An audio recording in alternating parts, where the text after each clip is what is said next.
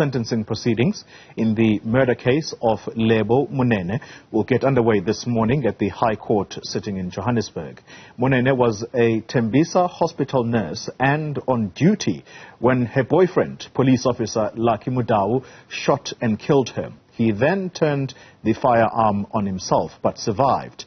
Now, the court previously heard how no prison facility can accommodate Mudau, who is now a C5 quadriplegic, which is a spinal cord injury that's resulted in him being paralyzed.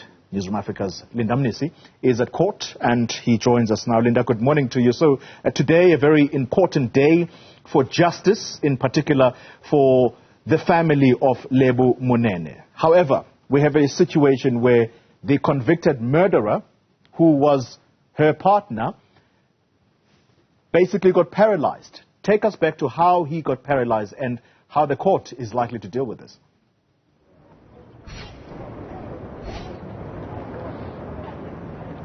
Well, you'll remember, Chloe, that Lebo Monene was a Tembisa Hospital nurse who was on duty when she was shot and killed by her boyfriend, Lucky Mudau, who was also a police officer. He then turned the gun on himself and was admitted, at the Chris Hani Baragwanath Hospital. This while, of course, the family of Lebo Monene had to deal with the burial and grief as a result of that gruesome murder. And after spending 90 days in a rehabilitation center in Tshwane. He was taken to that rehabilitation center after he was discharged from Baragwanath Hospital and spending time there.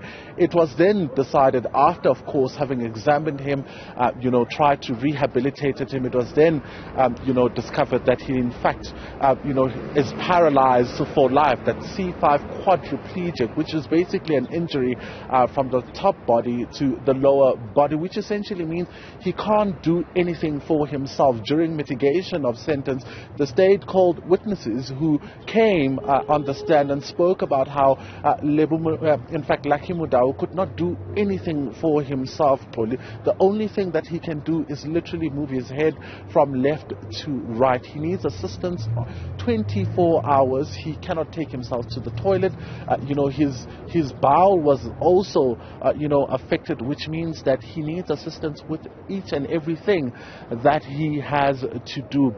He's sitting on a wheelchair, and often has to be wheeled into this court during court proceedings. Now, prison authorities telling this court that there is no prison facility that can accommodate someone like him. There are, of course, paralyzed or, prisoners who have been affected, who are on wheelchairs, but his case is a different one because he cannot even move his own hands to assist himself.